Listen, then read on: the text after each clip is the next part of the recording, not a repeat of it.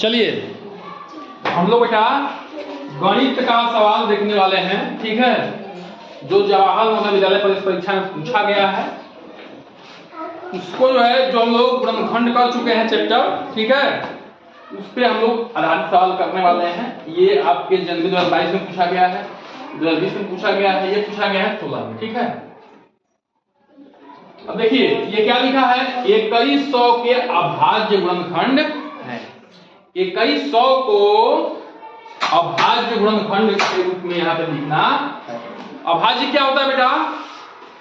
वे संख्याएं जो एक से कटे और अपने आप से कटे, इसके अलावा किसी से ना कटे, उसको उसके रूप में गुणा के रूप में लिखना है, ठीक है। यानी कि 2100 को ये गुणा करने के बाद 2100 आए और जो ये संख्या हो वो अभाज्य हो, यानी कि एक से कटे और अपने आप से कटे। तो देखिए बेटा ये सवाल तो ऐसे पूछा गया है, इसका देख के ही उत्तर बता सकते हैं, लेकिन फिर भी हम लोग जो है इसका अभाज्य गुणनखंड निकालेंगे। देखिए 2 और 2 और 7 ये तो अभाज्य है, लेकिन 15 अभाज्य है नहीं है, क्योंकि 1 से और 15 तो कटेगा ही 15, लेकिन 3 से भी कट जाएगा और 5 से भी कट जाएगा 15। कटेगा कि नहीं कटेगा बताइए? इसी तरह ये 35 है, ये 7 से भी कट जाएगा और 5 से भी कट जाएगा, तो यह अभाज्य गुणनखंड नहीं है, ये भी अभाज्य गुणनखंड नहीं है, ठीक है। और यहाँ पे देखिए इसको छोड़ दें, यह अभाज्य गुणनखंड दिख रहा है, इसमें जो 4 है ये भी अभाज्य संख्या नहीं है, क्योंकि 1 और 4 के अलावा ये संख्या 4 जो है 2 से भी कट जाएगी। किससे कट जाएगी? 2 से भी कट जाएगी, तो ये भी उत्तर गलत है, ठीक है। लेकिन फिर भी हम लोग क्या निकालेंगे? इसका अभाज्य गुणनखंड निकालेंगे। देखिए हम लोग बेटा ऐसे भी निकाल सकते हैं, ऐसे भी निकाल सकते हैं कि नहीं निकाल सकते हैं?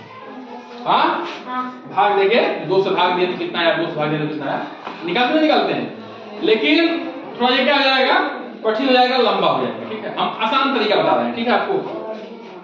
उससे करिए जो लोग वृक्ष बनाते थे ना, बताइए वृक्ष बना के करते थे ना, वैसे करेंगे। देखिए 2100 को हम लोग क्या लिख सकते हैं? 2100 को क्या लिख सकते हैं? 21 गुणे 100 लिख सकते हैं कि नहीं लिख सकते हैं? 21 में 100 से गुणा करेंगे तो क्या होगा? 2100 में 21 से पीछे का 2 जीरो बढ़ जाएगा, तो 2100 होगा नहीं होगा बताइए? हो जाएगा नहीं हो जाएगा? अब 21 को किस में लिख सकते हैं? 3 7 21, 3 गुणे 7, 3 गुणे 7 लिख सकते हो नहीं लिख सकते हो? 3 गुणे 7 लिख सकते हैं ना। देखिए ये भी अभाज्य है, ये भी अभाज्य है, तो ये अब आगे नहीं बढ़ेगा। लेकिन 100 अभाज्य नहीं है। 100 को क्या लिख सकते हैं? 10 गुणे 10, यानी कि 10 दहाइयां 100। देखिए अब ये रुक गया तो यहाँ पे हम गोला लगा देते हैं, 10 दहाइयां 100। अब 10 को क्या लिख सकते हैं? 2 गुणे 5 क्या लिख सकते हैं? बोलिए 2 गुणे 5। इसको क्या लिख सकते हैं? 2 गुणे 5। 2 5 10, 2 5 10। 2 अभाज्य हो गया, 5 अभाज्य हो गया, 2 अभाज्य हो गया और 5 अभाज्य हो गया कि नहीं हो गया बताइए? अब ये आगे नहीं बढ़ेगा। अभाज्य होने का मतलब क्या है कि अब आगे ये नहीं बढ़ेगा, ठीक है। फल मिल गया हम लोगों का, इसलिए गोला बना रहे हैं, फल मिल गया है, ठीक है। वृक्ष का फल यहाँ पे मिल गया है, ठीक है। अब देखिए ये सारे को गुणा करेंगे तो 2100 आ जाएगा, ठीक है ना। देखो बेटा कितना 2 कितना है? 1 2 2 कितना है? 1 2, ठीक है। देखिए तो 2 है, इसमें 2 है, इसमें 2 है, इसमें भी 2 है ना। 5 2 1 2 2 5 इसमें नहीं है, इसमें है, इसमें 2 5 इसमें मिल जाता, लेकिन इसमें 2 5 नहीं है, ठीक है। ये पहले कैंसिल है, ठीक है। देखिए ध्यान सुनिए, 2 2 इसमें है, 2 5 इसमें है, 1 3 इसमें है और 1 7 इसमें है, इसमें। तो ये उत्तर क्या हो जाएगा? यही हो जाएगा, ठीक है ना।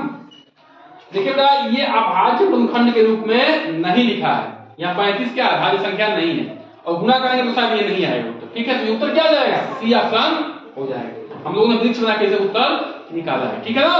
समझ में बात है कि नहीं आई? अब आगे देखते हैं 640, हाँ सही निकाला बच्चे सही निकाला, ठीक है। 640 क्या होगा? 640 का अभाज्य गुणनखंड निकालना है, वैसे ही निकालेंगे। देखिए इसमें जो ऐसा नहीं दिया हुआ है, इसमें सारी संख्याएं क्या दी है? अभाज्य दी हुई है। इसमें आपको निकालना पड़ेगा 640 64 का निकालना पड़ेगा। ऐसे भाग से निकाल सकते हैं, हम वृक्ष में लाकर निकाल रहे हैं, ठीक है। अब देखिए इसको क्या लिख सकते हैं, 64 गुणे 10 लिख सकते हो नहीं लिख सकते, बताओ। 64 का में 64, एक जीरो पीछे बढ़ा देंगे। क्या बताए हैं, जब 10 से 100 से 1000 से 10,000 से लाख से गुणा करना है तो क्या करते हैं, आगे वाली संख्या 1 से गुणा करते हैं, उतना ही आ जाएगा। अब पीछे का जितना जीरो है उतना बढ़ा देते हैं, ठीक है। ये इतना आएगा, आएगा नहीं आएगा। अब 64 को क्या लिख सकते हो, बताओ। 8 गुणे 8 लिख सकते हो, कितना ही 64। इसको क्या लिख सकते हो, 2 गुणे 5, 2 पचे 10, 2 पचे 10। ये अभाज्य हो गया, ये भी अभाज्य हो गया। तो यहाँ फल मिल गया, तो यहाँ बोला लगा दो। आज क्या लिख सकते हो, 2 चौका 8, 2 चौका 8। अब देखिए 2 क्या है, अभाज्य, 2 अभाज्य, लेकिन ये अभाज्य नहीं है। तो यहाँ एक फल मिला है, यहाँ पे लगा दिया। 4 2 गुणे 2 अभाज्य है, क्या लगा दिया, बोला लगा दिया, फल मिल गया। अब कितने फल मिल गए, 1 2 3 4 5 6 7 और 1 8। 7 तो 2 है और 1 5 क्या है, 1 5 है, ठीक ना। तो 7 2 किसमें गिनो, 3 2 5 ही है, 3 6 है, 3 2 5 ही है, 2 3 3 6 1 7, 7 2 मिल गया और 1 ये 5 है। उत्तर क्या जाएगा, ठीक है। बस समझ में आएगा, समझ में आया। आप भाग विधि से भी निकाल सकते हैं, ऐसे भी निकालेंगे तो उत्तर क्या आएगा, वही आएगा, ठीक है ना। समझ में आया। अब देखिए इसको करते हैं, 6 के पहले 4 गुणजों का योग कितना होगा। तो 6 का पहला पढ़ो बेटा, 6 का 6 दूनी 12, 6 चौका 6 के पहले 4 गुणा, इसका मतलब है कि 6 को गुणा करने पे 4 बार गुणा करने पे जो अंक प्राप्त हो रहे हैं उनको क्या करना है, गुणा, उनको जोड़ देना है। योग मतलब क्या होता है, जोड़। योग मतलब क्या होता है, जोड़ना है। तो 6 के आप पहले 4 गुणा कर दीजिए, यहाँ पे जोड़ दीजिए, ठीक है ना। इसमें एक और अगले प्रश्न पूछा गया था बेटा कि 6 के पहले 5 गुणजों का योग क्या होगा। वैसे ही अब इसमें एक और बढ़ा देंगे, ठीक ना। 6 का 6 6 2 12 7 18 24 24 35, इसमें 4 पूछ रहा है तो 4 ही तक करेंगे। अब इसको जोड़िए, 12 6 6 12 6 कितना होता है, 18 होता है, क्या बताओ। 12 और 6 कितना होता है, 18, 18 दूनी का 36, 36 में 24 जोड़ो, कितना हो गया, जोड़ो 36 में 24 जोड़ो, हाँ कितना होगा 36 में 24 जोड़ो बेटा, कितना आएगा, 6 4 10, 3 5 1, ये उत्तर हो जाएगा, ठीक है ना। तो हम लोगों ने क्या सीखा, अभाज्य गुणनखंड सीखा और 6 के पहले 4 गुणज या किसी संख्या के पहले कितने गुणज पूछ रहा है, उसका योग पूछ रहा है।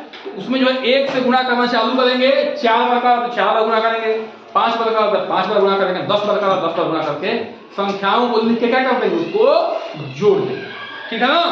चलिए आप जो है इसको नोट डाउन कर लीजिए। अब ऐसे सवाल आएंगे तो फंसने नहीं चाहिए, ठीक है।